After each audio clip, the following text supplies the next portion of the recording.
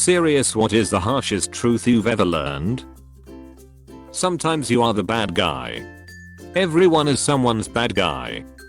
Can I really be a bad guy if I don't interact with people? That is the question. I thought something similar until I realized that I'm my own bad guy.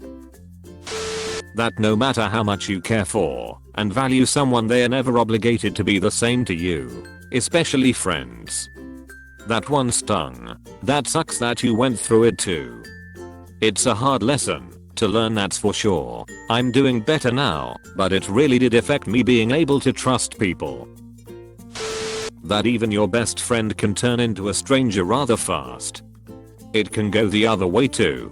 A stranger can be a best buddy in no time. My girlfriend's friend's boyfriend is a guy I met once. The girls are now long gone, but I'm on year 10th of hanging with him near daily. This happened at age 28. Damn, low-key made me sad, because my now ex-GF's friends have become my best friends, but we are slowly drifting. Just a hard fate to accept. Doing your best and giving it your all doesn't always mean things will turn out the way you want. Sometimes things just go bad.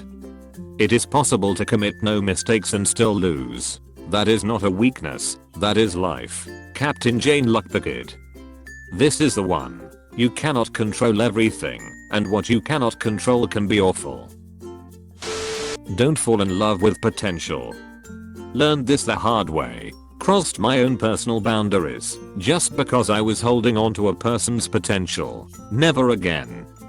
Same. It kind of goes back to the saying, when someone shows you who they really are, believe them. I'm nowhere near as smart, nice, or likable as I thought I was to myself.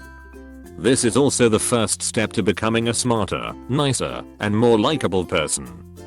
To me, what worked is that I stopped caring what people thought about me, and I started to care what I thought of myself. The more that you care about what you think about yourself, the more likely you are to change what you dislike about yourself. It's essentially developing the right amount of ego, one that neither turns you narcissistic or makes you hate yourself. Edit. Impress yourself first before impressing other people. Make yourself desirable, but don't be influenced by what other people want. Make it about what you want to become. You could start by making yourself lose weight, getting a haircut, developing an interest, do a change of wardrobe, and most importantly, improve on your personality.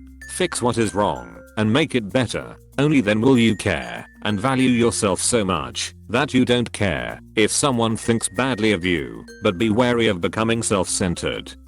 Try listening to constructive criticism and only constructive criticism, because only then it will balance your ego out and not let you become a narcissistic monster.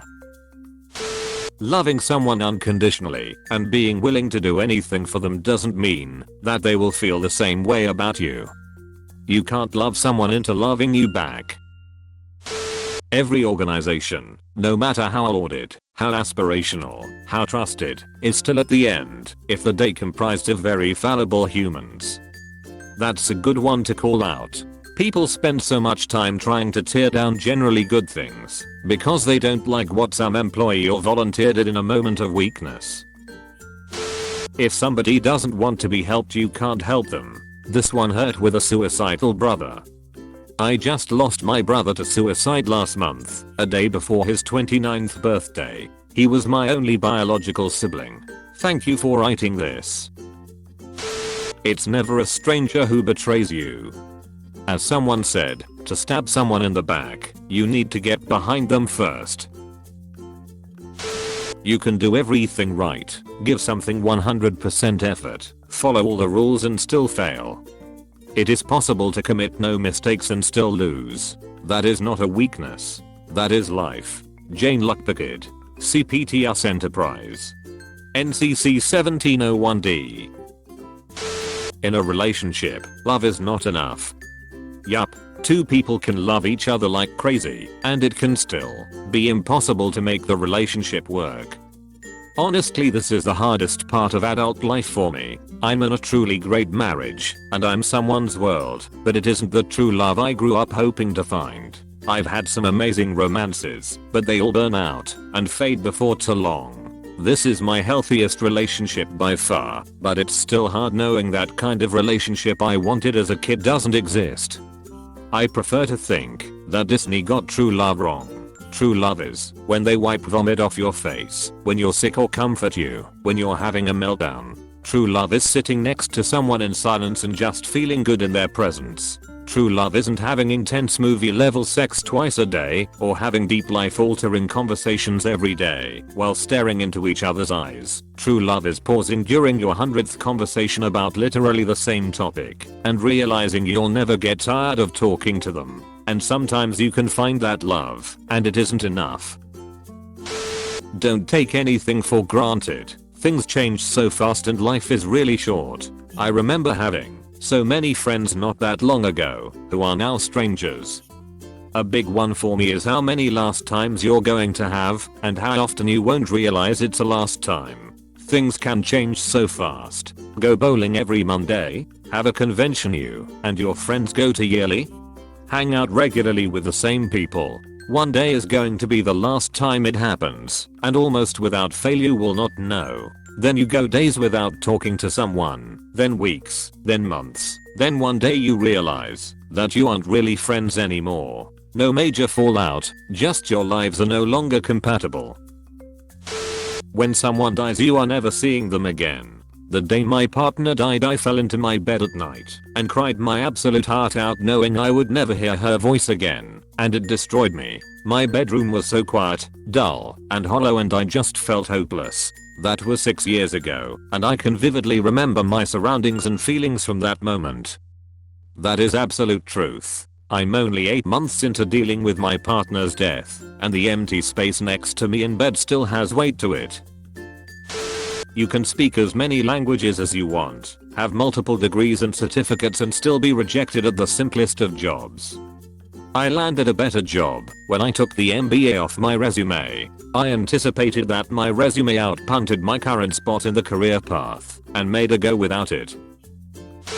Being the hardest worker will not always equate to you being the one rewarded or recognized for accomplishments. Life goes fast. Like super fast, after you turn 24. My stepdad told me that I'd blink and be 40. Well, I blinked and being 40 sucks. One day you find 10 years have got behind you. No one told you when to run. You missed the starting gun.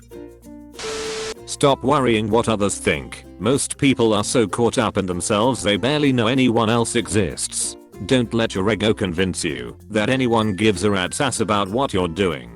Of the few out there that do care, even fewer of them can do anything to either help or harm you. That you never know when the last time is until it is too late. Last time you hugged a friend. Last time you said I love you. Last time your kid crawled in bed for cuddles. Last time your parents called to chat. Last time you had a great time with someone before. Even the last times you look forward to end up passing by and mark the finality of time. I'm not sure what the date was when I changed my last kid's diaper, but my babies aren't babies anymore.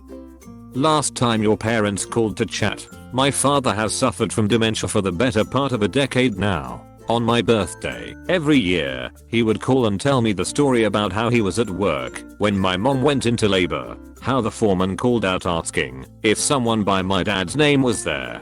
And when my dad said yes, the foreman yelled, "Well, you better get to the hospital because you're about to be a dad." The night that made me realize he would never be my dad again was the year he forgot my birthday, and that I realized he'd never tell me that story again. But I also got a very happy moment when I thought I'd never see his handwriting again and found an old birthday card he'd written me with the words, "You and me, always." Life is short. You grow up hearing this over and over again, but until you reach a certain age you don't have the perspective to fully grasp this.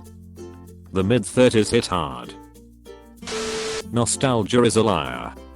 Are you telling me Dunkaroos aren't as good as I remember? Sometimes the nicest people just seem to get ducked over by the universe through no fault of their own. Conversely, sometimes the assholes inherit the earth and you can't do anything about it.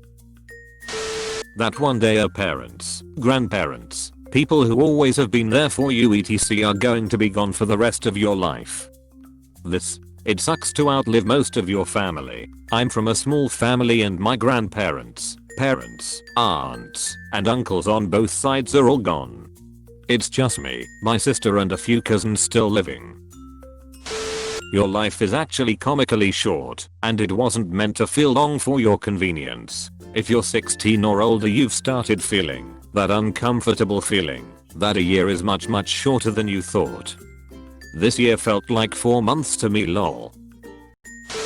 That even thought people are hanging out with you doesn't mean that they always actually like you. I figured that out when I used to hang out with this girl, and one day she just came up to me and told me that it's annoying how I always hung around her and the other girls, and that I should probably just go away because a lot of the other girls didn't like me either. I had such a hard time trusting people after that. I didn't want to go to stuff like sleepovers or hang out after school with kids in high school, even if they did invite me, because I just had that voice in the back of my mind telling me don't hang out with them. They're only inviting you to be polite. Just decline, they'll have more fun without you. What an awful thing to say to you. People who usually say that tend to be miserable in their own lives too. I hope you have a better group of friends now. Life will never be fair. Nothing lasts forever.